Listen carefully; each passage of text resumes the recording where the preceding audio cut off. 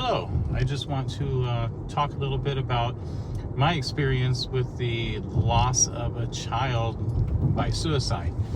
I guess everything I'm going to kind of say is just off the cuff today, nothing prepared. I know everybody grieves differently. I grieve differently than my wife differently than me, and all of us differently. And everything we go through is differently through the whole process. So, I don't know, I'll just kind of throw some things out there. The goal is maybe to help somebody else, another parent that's going through this, to feel a little bit better. Who knows? 2 years ago, our son decided to take his own life, which certainly is tragic and changed us forever. It changes you forever, without a doubt.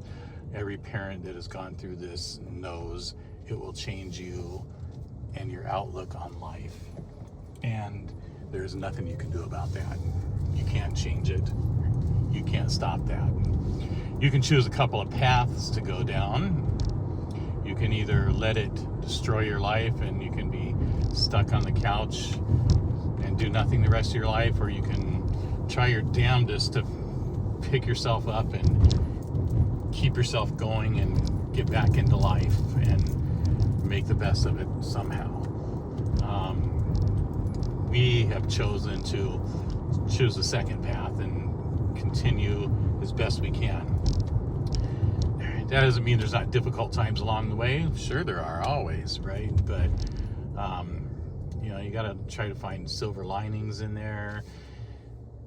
You got to remember that you can't do anything. You can't bring them back. Try to find some positives. We found a lot of signs. If you believe in that, we do, because there's been some pretty crazy signs that are interesting. Some medium readings that have been very spot on. So if you haven't tried those, you should. They're kind of interesting. I think they'll help you out. It's pretty cool. So we really feel like he's still around in spirit, and that's very helpful. I don't have any doubt about that. He definitely is. He was an adult, a young adult at that time, so very difficult to go through. And if you're a parent watching this, obviously you understand and you know. I want to definitely say, if you're having thoughts or anything like that, definitely get some help. You don't want to go down the same path, so get help. If you're struggling getting through this, get professional help as well. There's a couple of things we went through. Helping Parents Heal, that website and their Facebook group is very helpful. We still go there to this day. And there's a lot, even if you don't participate a lot, there's a lot of stuff to read on there, and a lot of people that have good input that's very helpful. Definitely you should do that. Go to Helping Parents Heal no matter what. We also watched a grief series with David Kessler, and that was very helpful too. So there's some resources out there that you should definitely do. Maybe we were lucky because we had each other as a support system to go through this together. So that was helpful because we could talk to each other and support each other, and we didn't judge each other, because even though we both grieved a little bit differently and felt a little differently at times, ultimately we're going through the same thing together. We both lost our son at the same time, and it was difficult. So it's been challenging, right? As you all know. So give yourself some grace, give yourself some credit. You're going through a whole lot, and you deserve the credit, because this is the hardest thing that a parent can go through, without a doubt. I don't think there's anything harder that we could go through.